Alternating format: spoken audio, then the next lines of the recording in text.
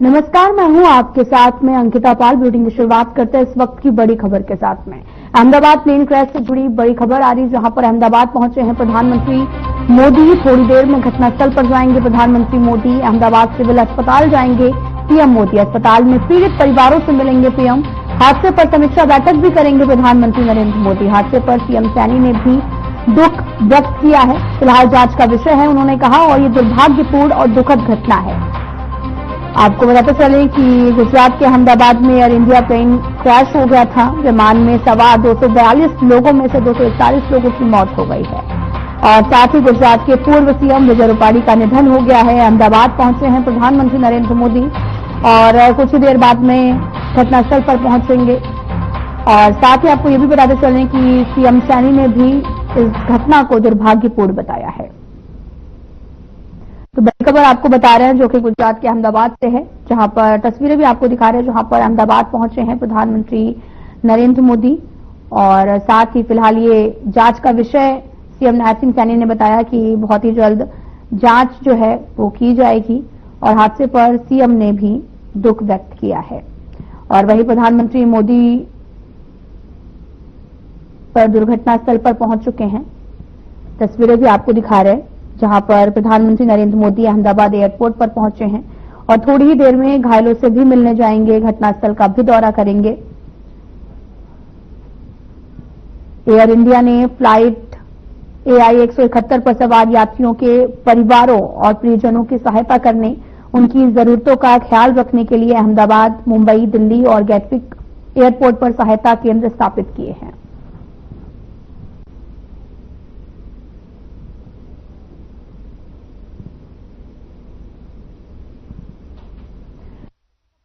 जानकारी के लिए हमारे साथ में प्रवीण संवाददाता जुड़ चुके हैं।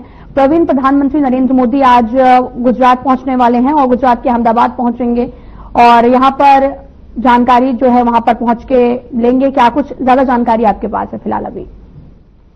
अवंतिका, कल दोपहर को 1:38 के आसपास जो बहुत बड़ी दुखद घटना घटी है, उस घटना से पूरा हिंदुस्तान इस समय हिल चुका है। और न जाने कितने परिवार जिनका पूरा सपना जो सपना था वो पूरी तरह से उनके परिवार का सपना बिगड़ टूट चुका है। उनके परिवार के लोगों की जान जा चुकी है। एक ऐसी घटना घटी है जिसकी किसी ने कल्पना भी नहीं करी थी। तो उसको लेकर देश के प्रधानमंत्री अब वहां पर गुजरात में मौके स्थल पर पहुंच चुके हैं। वहां पर मौका मुआयना कर रहे हैं। उनकी खुद की इच्छा थी कि वो उस मंजर को देखना चाहते हैं जो कल 1:38 40 सेकंड के दौरान जो इतनी बड़ी घटना घटी है, जिसमें अब तक 265 लोगों की जान जा चुकी है। बहुत बड़ी घटना है और कितने परिवारों को इतनी बड़ी क्षति हुई है जिसकी कल्पना कोई नहीं कर सकता। तो उसको लेकर एक और चीज सामने आ रही है अवंतिका इसमें कि हमारे हरियाणा के धर्मनगरी कुरुक्षेत्र की भी बेटी अंजू, वो भी उस विमान में थी और वो इसमें अपनी बेटी से मिलने के लिए लंदन जा रही थी। और उनकी गुजरात के वडोदरा में उनकी ससुराल है और उसमें अल्लाह में जो सूत्रों से जानकारी मिली है कि उसमें मृतक अंजू ने अपनी बेटी मिलने की भी बात करी थी कि वो फ्लाइट के माध्यम से वो आपके पास पहुंच रही है। तो ये बहुत बड़ी दुखद घटना है कि हरियाणा प्रदेश की भी एक बेटी इस विमान घटना में उसकी भी जान जा चुकी है और लगभग 265 लोगों की जान जा चुकी है। और जिनके शवों को, तमाम शवों को स्थानीय नागरिक अस्पताल में गुजरात की रखवा दिया गया है और वहां देश के प्रधानमंत्री भी पहुंच चुके हैं। तमाम मंत्री उनके साथ पहुंचे हुए हैं। 40 लोगों में से एक जो शख्स है वो बच गया है, उसकी क्या स्थिति है फिलहाल? बिल्कुल, अवंतिका भारतीय मूल निवासी है, विदेश में रह रहे हैं और वो एक बहुत बड़ी किस्मत का धनी कह सकते हैं। कहते हैं कि जाको और आके साइया मार सके ना कोई, तो वही एक कहावत सिद्ध होती है।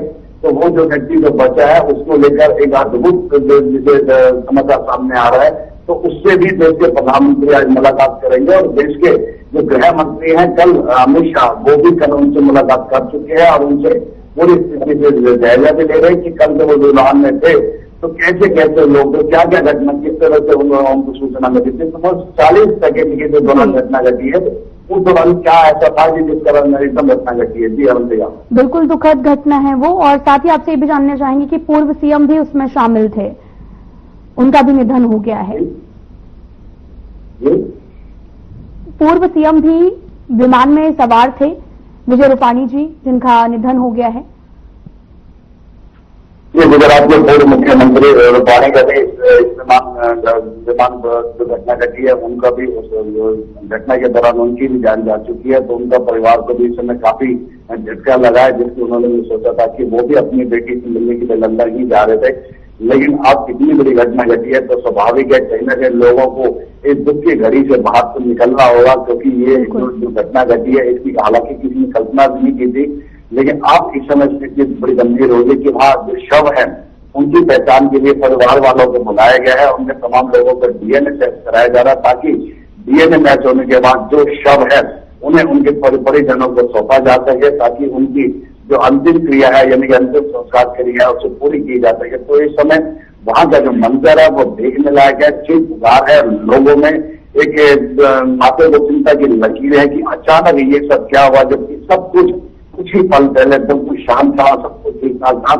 अचानक ऐसा क्या जहाज में हुआ कि तमाम जहाज के अंदर जो 242 लोग थे वो भी, और जो आसपास के लोग टोटल मिलाकर 265 लोगों की जान चली गई है। ये बहुत बड़ा दुखद है। इसे हरियाणा प्रदेश में भी शोक की लहर है, और वो भी लोगों में चर्चा का विषय बना हुआ है कि इतनी दुख की घड़ी है जिसकी मन कभी सोच विचार भी नहीं करता। लेकिन अब इस समय स्थिति बड़ी गंभीर है।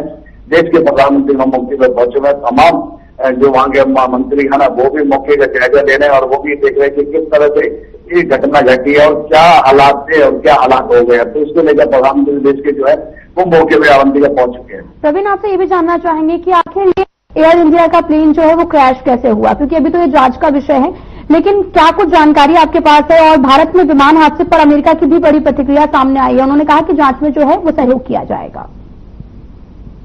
और इससे पहले भी भारत देश में लगातार बहुत बड़े बड़े विमान घटनाएं घटी है, उसमें काफी लोगों की जानें भी जा चुकी है, और उसको लेकर कहीं ना कहीं सरकार ने समय समय पर सबक जरूर लिया है।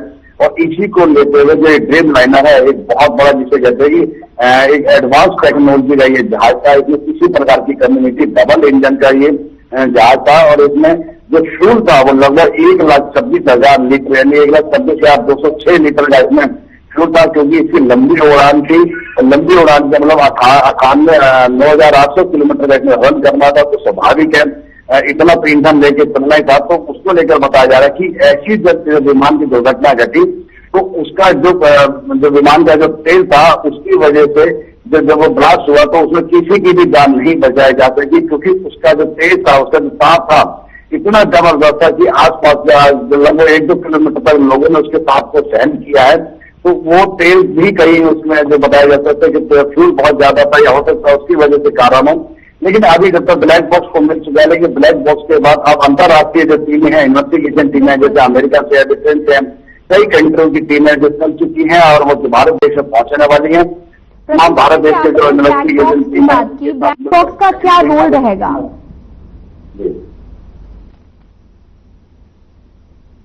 जी, मेरा सवाल आपसे ये है कि आपने ब्लैक बॉक्स की बात की है, तो ब्लैक बॉक्स क्या होता है हमारे दर्शकों को बताइए, और ब्लैक बॉक्स का खुलने के बाद में क्या क्या सामने आ सकता है?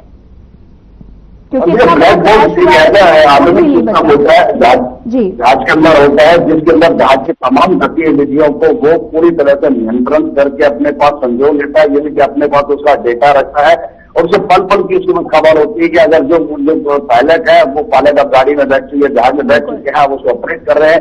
अगर उसमें कोई और मैसेज दिया गया है तो क्या चीज है, किस किस तरह की चीजें क्या उसमें चल रहा है, तो वो तमाम वो डेटा उसके अंदर कलेक्ट होता है। तो अब सबसे बड़ा जो निगाह होगी वो डेटा कलेक्ट करने के ऊपर होगा कि उसी के आधार पर अब आगे जानकारी मिल पाएगी कि ऐसी 40 सेकंड में क्या घटना घटी है जिस कारण इतना सब कुछ तबाह हो गया। युद्ध है, ये सब कुछ जमीन में मिल चुका है, लेकिन अब उसको लेकर कहीं ना कहीं इन्वेस्टिगेशन टीम है वो लगातार उसमें जुड़ चुकी है। अब आपको सिर्फ एक इंतजार होगा कि टीमों का क्या रिजल्ट आता है, तो उसके लिए आप सबका इंतजार करना होगा। जी अवंतिका जी, प्रवीण आहूजा जी, तमाम जानकारी देने के लिए आपका बहुत बहुत धन्यवाद।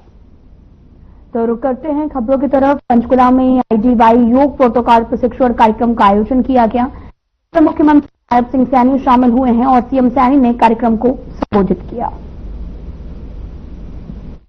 आज हमारे लिए बहुत ही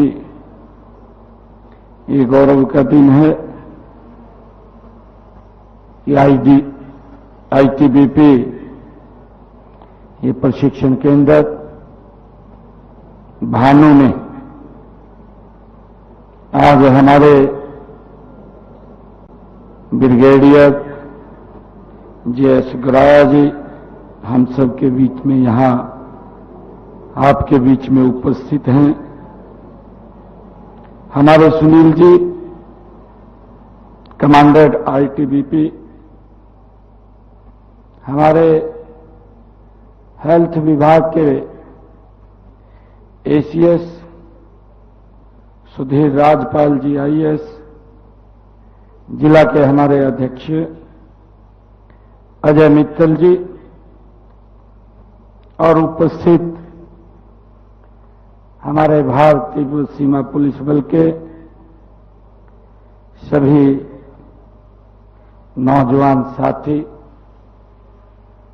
आज मेरे लिए बहुत ही ये गर्व और गौरव का दिन है कि योग प्रोटोकॉल प्रशिक्षण में आज ITBP इस प्रशिक्षण केंद्र में मुझे आने का अवसर मिला है। आप सबका मैं तहे दिल से बहुत बहुत धन्यवाद करता हूं। मुझे खुशी है कि ये वो स्थल है जहां अनुशासन, सेवा, समर्पण और राष्ट्रभक्ति की परंपरा जीवंत रहती है। आज मुझे इस पवित्र स्थल के ऊपर आने का अवसर मिला है। मैं सबसे पहले भारतीय तिब्बत सीमा पुलिस के हिम वीरों के अद्भुत योगदान को मैं नमन करता हूं। आप कठिन परिस्थितियों में रहते हुए हमारी उत्तर पूर्वी सीमाओं की दिन रात रक्षा करते हैं। आपदा हो, राहत बचाव का कार्य हो या आंतरिक सुरक्षा की बात हो या अंतर्राष्ट्रीय खेलों में आपकी सहभागिता हो, आप सदैव अग्रणी भूमिका में आगे आकर के काम करते हैं। मैं ITBP, आयुष विभाग और हरियाणा योग आयोग को इस शानदार और सार्थक महोत्सव के सफल आयोजन के लिए मैं इनको बहुत बहुत बधाई और शुभकामनाएं देता हूं। तो वहीं गुजरात के अहमदाबाद में हुए विमान हादसे पर सीएम नायब सिंह सैनी ने दुख प्रकट किया है। सीएम सैनी ने कहा कि जिस तरह से जिस जगह पर प्लेन क्रैश हुआ वहां मेडिकल कॉलेज था, उड़ान भरते ही फ्लाइट क्रैश हो गई। फिलहाल ये जांच का विषय है, जांच के बाद ही पता चलेगा कि क्या दिक्कत आई थी।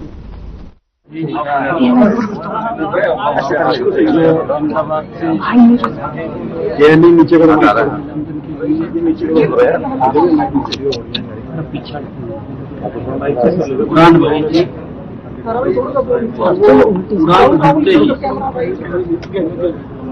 अभी क्योंकि वो जांच का विषय है। चुप हो जाओ यार। कोई टेक्निकल इसमें क्या दिक्कत आई है क्या नहीं।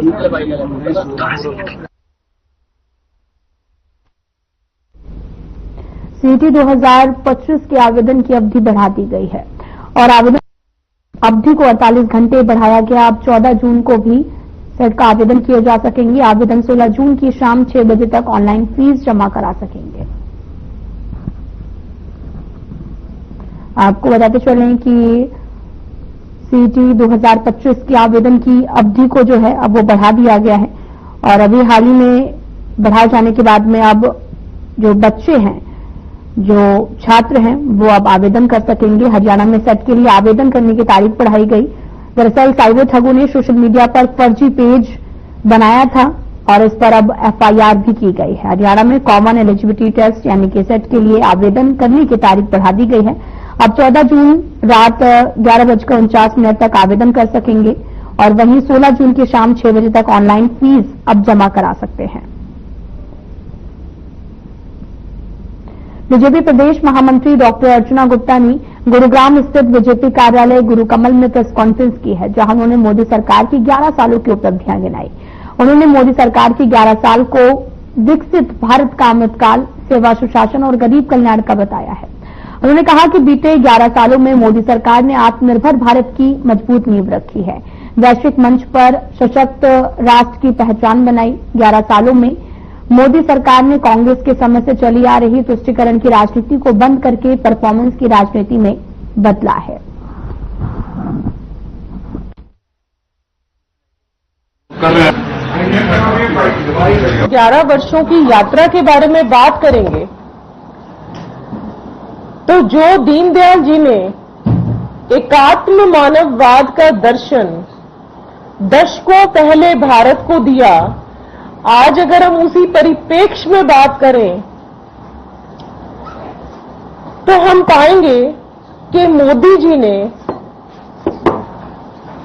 मानवता का समग्र विकास भारत में कैसे हो उसकी चिंता करी। हर पहलू पर कि एक एक भारतीय स्वस्थ हो, वो अपने मन में मजबूती से सोचे, वो गर्व से ये कह सके कि मैं भारतीय हूं, उसकी क्या आकांक्षाएं हैं। एक एक भारतीय का पूरे विश्व में किसी भी देश में वो हो, उसका सिर गर्व से ऊंचा हो, उसको ये कहने में गर्व महसूस हो कि मैं भारतीय हूं।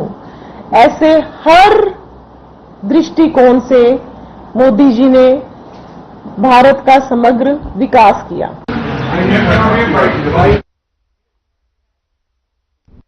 प्रदेश कांग्रेस का आला कमान संगठन को बनाने की तैयारी कर रहा है। वहीं दूसरी ओर नू में कांग्रेस की गुटबाजी खुलकर नजर आ रही है। गुरुवार को उत्तराखंड से विधायक और काजी निजामुद्दीन ने नू के रेस्ट हाउस में संगठन को बनाने को लेकर बैठक की, जिसमें जिलों के जिलाध्यक्षों की नियुक्ति की गई। कार्यकर्ताओं के साथ विचार किया गया। इस दौरान कांग्रेस कार्यकर्ताओं में हंगामा होने की बात सामने आई। काजी निजामुद्दीन की बैठक में पहले फिरोजपुर झिरका से कांग्रेस के विधायक मामन खान और महिला कांग्रेस के जिलाध्यक्ष रजिया बानो में इसी बात को लेकर तनातनी हो गई है।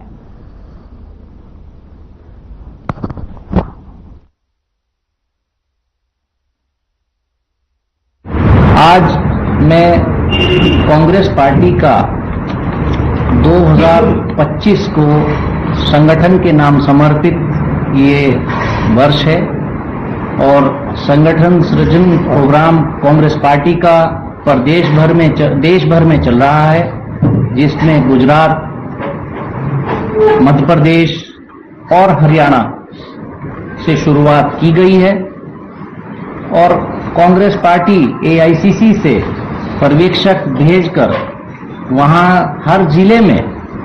हर जिले के लोगों से हमारे पार्टी के पदाधिकारी हों, कार्यकर्ता हों, निर्वाचित हमारे जनप्रतिनिधि हों, सभी सम्मानित कांग्रेस जनों से राय मशवरा, सामान्य कार्यकर्ता हों, तो उन सभी से राय मशवरा करने के बाद कांग्रेस पार्टी अपने संगठन को बना रही है और उसमें मुख्य रूप से कांग्रेस पार्टी जिलाध्यक्ष को देश भर के में जो कांग्रेस ने तय किया है कि जिलाध्यक्ष को मजबूती प्रदान की जाएगी, उसको जिम्मेदारी भी दी जाएगी। जब राहुल गांधी जी तशरीफ लाए थे मेवात के अंदर, तो इलेक्शन का वक्त था, तो हमारे यहाँ के पार्षद है नेहा रानी बंसल, तो उनको मैंने मिलवाया था राहुल गांधी जी से।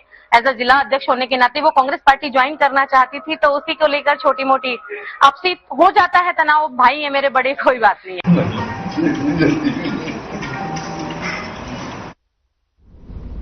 हिसार में स्कॉलरशिप कटौती के विरुद्ध प्रदर्शन कर रहे छात्र छात्राओं का विवाद बढ़ने के बाद यूनिवर्सिटी प्रशासन बैकफुट पर आ गया है और अपनी गलती मानी है। यूनिवर्सिटी से कृषि महाविद्यालय के डॉक्टर एस.के. पाहुजा ने एक वीडियो जारी किया, छात्रों से बातचीत करने की अपील की ताकि उनकी मांगों का पूरा किया जाए। साथ ही आपको यह भी बताते चले, जो कुछ भी लाठीचार्ज चीजें हुई, गलत हुई, हम उसकी निंदा करते हैं। नैतिक जिम्मेदारी के तौर पर हम उनको अपने बच्चों की तरह ट्रीट करते हैं और वे हमारे ही बच्चे हैं। कुलपति के निर्देशानुसार हम अस्पताल में घायल बच्चों से मिल भी रहे हैं। ऊपर नीचे बात भी हो जाती है। जो भी गलती हुई, जिससे भी हुई, उस हिसाब से इंक्वायरी करवाकर उसकी अन्य गलत तत्वों की सजा मिलेगी।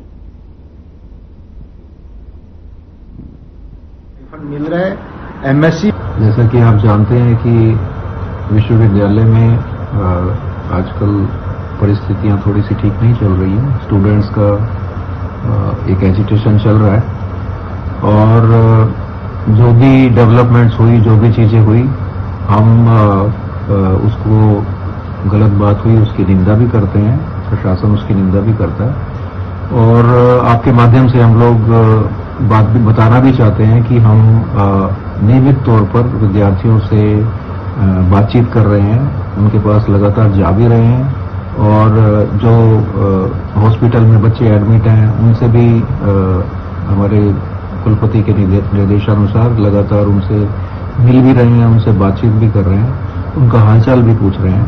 और हमारे यहाँ पर जो सिस्टम है, हमारे अपने ही बच्चे हैं, हम यहाँ पर जो भी विद्यार्थी हैं उनको अपने स्वयं के बच्चों की तरह ही हम लोग ट्रीट करते हैं। मैं सभी छात्र को यही सूचित करना चाहता हूँ कि ये जो सिचुएशन आई है, हमने 2 नए कॉलेज शुरू किए हैं, कुछ हमने नए प्रोग्राम शुरू किए और हमारा पीजी प्रोग्राम में भी हमने सीटें बहुत इंक्रीज की है। एमएससी पीएचडी हमने कोल और बावल में भी अलग से पोस्ट ग्रेजुएट प्रोग्राम शुरू किया है और सभी बच्चों का फेलोशिप देना अनिवार्य है। इसी चीज को देखते हुए यूनिवर्सिटी पे इसमें थोड़ा ज्यादा फाइनेंशियल बर्डन आ रहा था, तो ये हमने डिसाइड किया कि भाई इसको मेरिट स्टाइफंड को थोड़ा सा कम किया जाए। स्टाइफंड सभी बच्चों को हम दे रहे हैं, जिसकी 7 से ऊपर जीपी है उन सभी को स्टाइफंड मिल रहा है, एमएससी में भी और पीएचडी में भी। अब जो 7.5 से ऊपर जो ओजीपीए का है वो उसमें हमने 25% का किया है। यूजी में हमारी 35% सीटें इंक्रीज हुई है 2016 की अगर बात करें तो, और आज हमने पीजी में हमारा 70% सीटें और पीएचडी में अप्रोक्सीमेटली 70% सीटें इंक्रीज की है। सिरसा की कांग्रेस सांसद कुमारी शैलजा ने घायल छात्रों से अस्पताल में जाकर मुलाकात की है। दोनों घायल छात्रों का हालचाल जाना है, जिसके बाद कुमारी शैलजा ने भी कहा कि हमारी टीम छात्रों के साथ इंसाफ दिलाने के लिए आए। बच्चों को इंसाफ देना चाहिए। हिसार के नागरिक अस्पताल में सही ढंग से इलाज नहीं हो रहा है। इस तरह की तानाशाही चल रही है कि छात्रों के भविष्य के साथ खिलवाड़ किया जा रहा। वीसी की इससे पहले कई शिकायतें आई हैं। वहीं कुमारी शैलजा ने कहा कि प्रशासन से बातचीत की जाएगी और मामले की सीएमओ से बात और हमारी लीगल टीम भी बच्चों की मदद करेगी।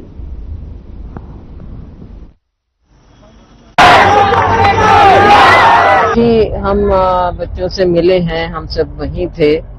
प्रोफेसर साहब हैं, हमारे डिप्टी सीएम रहे चंद्रमोहन जी, ये भी हिसार में आए हुए, ये हम सब साथ थे। हमारे साथी बच्चे तो कब से, ये तो उनके साथ ही एनएसयूआई के हमारे और वकील साहब हमारे लीगल डिपार्टमेंट सभी साथी हमारे लगे हुए हैं इनके साथ, इनको इंसाफ दिलाने। इसमें देखो हम सब का यही है कि इसमें कोई राजनीति की बात नहीं होती, ना हम राजनीति कर रहे हैं, लेकिन बच्चों के लिए उनको इंसाफ दिलाना तो सबका कर्तव्य बन जाता है। और सबसे पहला कर्तव्य था वाइस चांसलर का, जिसमें वो पूरी तरह से फेल हुए हैं। बच्चों पर अत्याचार हुए, अभी भी इन्हीं के ऊपर प्रशासन भी और हर तरह से यहाँ भी जो हमने देखा कोई इनको ना तो सही ढंग से उपचार और ना सही ढंग से इनकी जो कंप्लेंट है उसको देखा जा रहा, दबाने की कोशिश की जा रही है, प्रेशराइज किया जा रहा है।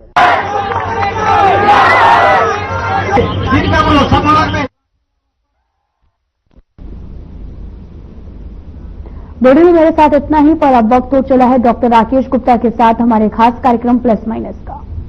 नमस्कार दोस्तों, हम सब भारतवासी हैं, उस देश से हैं